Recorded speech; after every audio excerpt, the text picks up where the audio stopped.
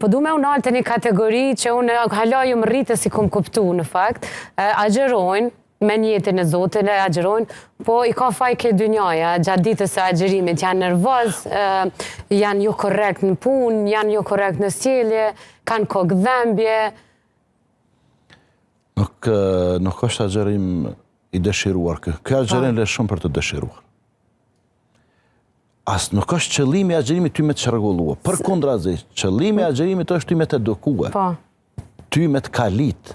Ty me të bo matë pjekon, matë matur, matë sukseshëm, matë sjellshëm.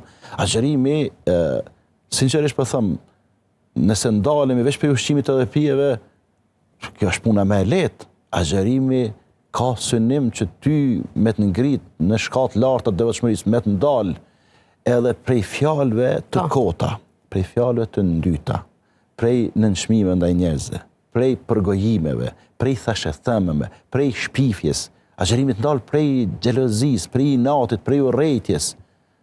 Edhe nëse njeriu nuk agjeron kështu, nuk e ka rrit atë shkallën e lartë të devotshmërisë.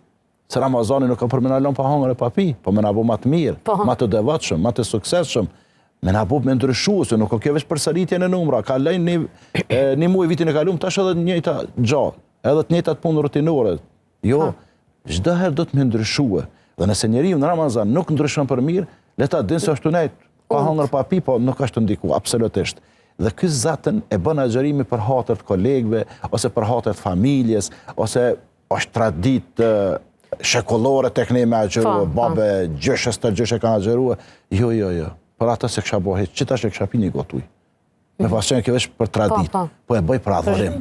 Edhe na e bojnë për Zotin. Këta që e bojnë për hatër të Zotit, këta nuk kanë kësi shqetësimesh. Këto që e bojnë ju ka me si tradit, ose hajtë se kajtë pa agjerojnë, po vje kesh ashtë të veshën mu dalu në shtëpi, këta kanë problem. Këta kanë problem edhe thojnë më ka zonë agjerimi. Jo si ka zonë agjerimi, se kur zonë agjerimi të bënë matë mirë. Po heq po mduke s'peshijojnë agjerimin edhe ta nej po silën keq.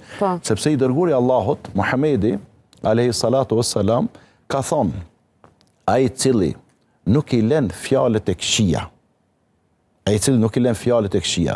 dhe punët me ato fjalët e këqija, Allahun nuk ka nevojë që ai ta lën ushqimin edhe pijet. Pra ai që rën, ai që mashtron, ai që të përgojon, ai që bën shpifje, ai që etiketon, ai që i nënshmon njerëzit, ai që i njëron njerëzit me fjalët e tij, me sjelljet e tij, ai po rrin pa hangër pa pi, po se ka arrit as që ka shijuar në zemrën e tij, as në shpirtin e tij agjerimin.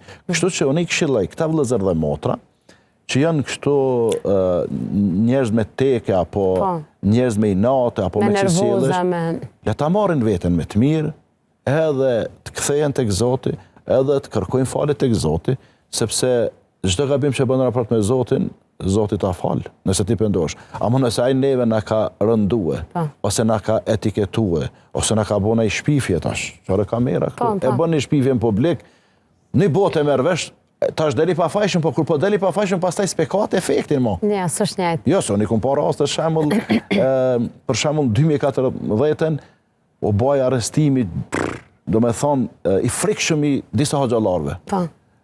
Një javë, 2-3, një muaj më shumë ti unë bëldosja dolen pa fajshëm. Amo nuk e pat atë, që me thonë, reagimin. Peshën e njëjtë reagimit, as në media, as kërku nuk e pat, që e pat arrestimi tyre. U pat bodo më thonë një farë, që me thonë, një farë lajmi shumë i madhë e u përhapa ndaj kënej, ku ta dione.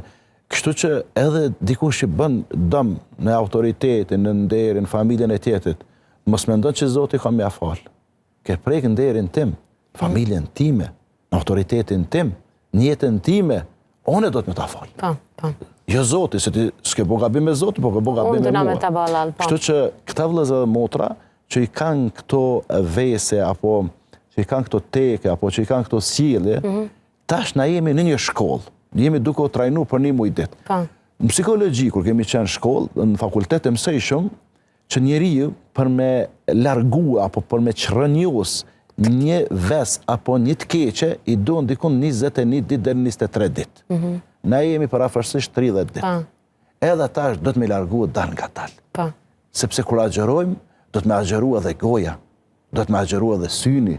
Ja agjeru shumë me shikua të në rrjetet sociale harame, apo në televizion. apo dëgju, do të me agjeru edhe veshë, do të me agjeru edhe dora, do të me agjeru edhe kamba, se fjala agjerim, nëse e përkthejmë, është abstenim apo largim prej diçkafit. Në aspektin gjosor kështu është. Do me thonë, gjusisht agjerimi është me abstenu apo me u largu prej diçkafit. Edhe na do të me abstenu apo me u largu prej çdo të keqe që kemi. Dhe nëse këto e kemi bo, tash e ka efektin ky agjerimi që rrina pa hangër edhe pa. Tani është tamam që duhet dhe i pranuar.